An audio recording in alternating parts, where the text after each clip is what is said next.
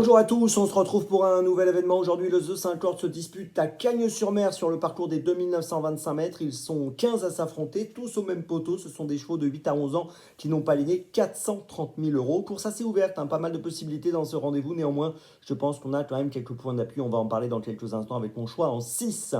Avant d'aller plus loin, un petit mot pour vous rappeler, vous pouvez vous abonner à la chaîne YouTube de The Turf. Vous pouvez activer la cloche pour être informé dès que mon prono est posté. N'oubliez pas non plus le jeu responsable, les mentions qui sont en bas ici, puis le jeu responsable, vous le savez maintenant, c'est un choix resserré que je vous propose tous les jours, un choix en 6 afin d'optimiser vos paris aux E5, mais également aux jeux simples, aux jumelés, au trio, etc.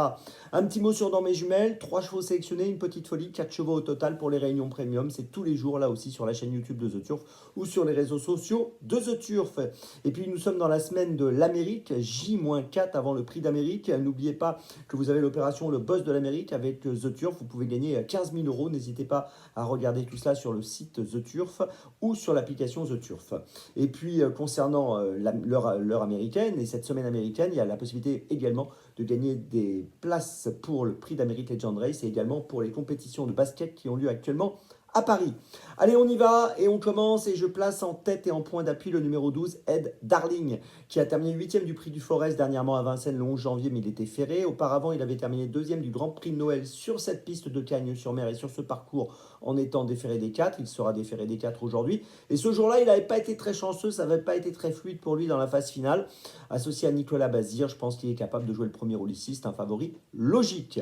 En deuxième position, autre point d'appui, un cheval qui est en forme, le numéro 10, Oti Dong Blues, qui vient de finir 5e du prix de la Côte d'Azur le 8 janvier. C'était très bien ce jour-là. Il avait terminé 4e du Grand Prix de Noël auparavant, derrière Ed Darling. Associé à Nicolas Hench, je pense qu'il est capable de monter sur le podium. En troisième position, derrière ces deux points d'appui, je place le 11 Golderpay, qui a terminé 4e du prix de Strasbourg le 21 décembre dernier à Vincennes, 7e auparavant encore à Vincennes.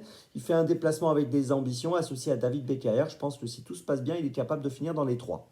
En quatrième position, j'ai placé le 13 Happy Danica, qui reste sur 2 performances moyennes. Elle a fini 14e du prix de Belgique, 11e du prix de Lille. Mais il faut se souvenir qu'auparavant, elle avait gagné le prix de Varennes à Cagnes-sur-Mer sur ce parcours. C'était le 14 décembre en étant déférée des 4. Ici, elle ne sera pas déférée des 4, mais elle sera plaquée des 4. Je vous invite quand même à vous en méfier pour une place. En cinquième position, j'ai placé le 15, Galba Rinja, qui trouve un engagement intéressant avec 426 824 euros de gain pour une qualif à 430 000. Il vient de finir 9e du prix de Strasbourg le 21 décembre.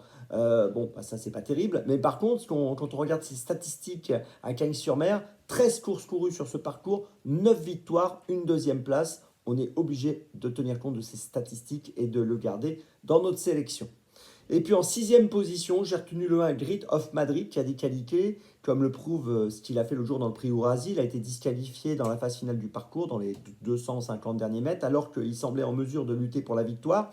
Donc s'il reste sage, il peut faire l'arrivée associé à Christophe Martens. Maintenant, son problème, c'est ça, c'est qu'il peut faire la faute. C'est les 10 dernières courses, il y a 4 disqualifications. Donc s'il est sage, je pense qu'il sera à l'arrivée. Donc c'est pour ça que je le garde en bout de combinaison.